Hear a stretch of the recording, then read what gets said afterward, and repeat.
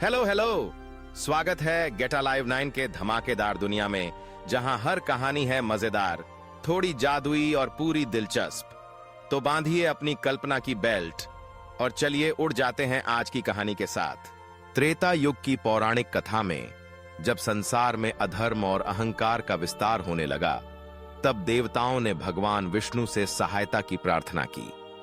उस समय दैत्यराज बलि अपनी शक्ति, धर्म और दानवीरता से तीनों लोकों पर अधिकार स्थापित करने के स्वप्न में मग्न था। बलि का यश दूर दूर तक फैल चुका था। वह न केवल दानवीर था, बल्कि उसे अपनी पराक्रम और भव्यता पर भी गर्व था। देवता उसकी बढ़ती शक्ति से चिंतित थे। भगवान विष्णु ने संसार के संतुलन को बनाए रखने और बलि के घमंड को शांत करने के लिए वामन अवतार का निर्णय लिया। वामन एक छोटे, कोमल और तेजस्वी ब्राह्मण बालक के रूप में अवतरित हुए। उनका स्वरूप अत्यंत आकर्षक था। मुख पर तेज, आंखों में करुणा और वाणी में मधुरता। उनके आगमन से बलि की सभा में एक विशेष ऊर्जा का संचार हुआ।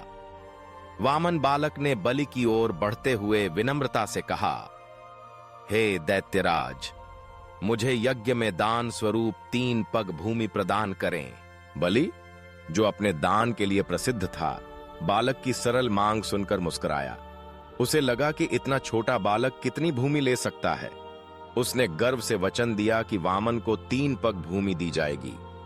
सभी उपस्थित जन उसकी दानवीरता की सराहना करने लगे। वामन ने जैसे ही स्वीकार किया, उनका रूप बदलने लगा। वह छोटा सा बालक अचानक विराट स्वरूप में परिवर्तित हो गया।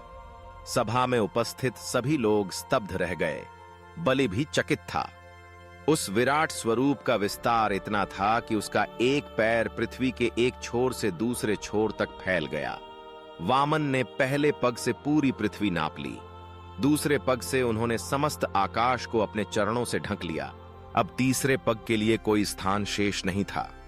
बलि ने समझ लिया कि उसके सामने कोई साधारण ब्राह्मण नहीं, स्वयं भगवान विष्णु खड़े हैं। उसका गर्व क्षण भर में तिरोहित हो गया और उसने अपने मन में भगवान की लीला को समझा।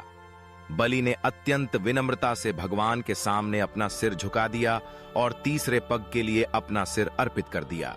भगवान विष्णु ने बलि की विनम्रता, दानशीलता और भक्ति को स्वीकार किया। उन्होंने बलि को आशीर्वाद दिया, हे बलि, तुम पाताल लोक के स्वामी बनोगे। तुम्हारी दानवीरता और भक्ति युगों तक याद की जाएगी।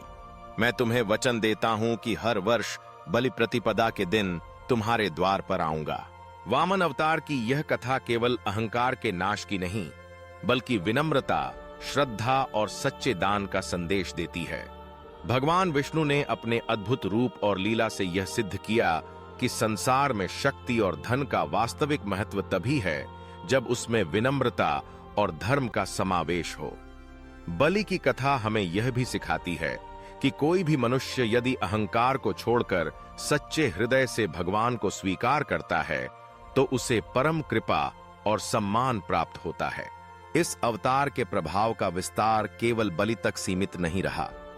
वामन अवतार ने देवताओं को पुनः शक्ति प्रदान की, संसार में धर्म की पुनर्स्थापना की और पाताल लोक के महत्व को उजागर किया।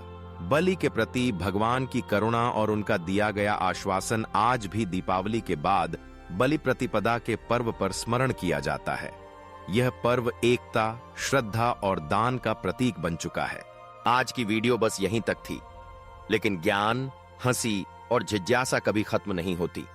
तो चलते हैं एक नई खोज की ओर, एक नई सोच की ओर। अगर आप साथ हैं तो हर वीडियो एक नई उड़ान है। सब्सक्राइब जरूर करना और कमेंट में बताओ अगली उड़ान कहां तक ले जाए आपको।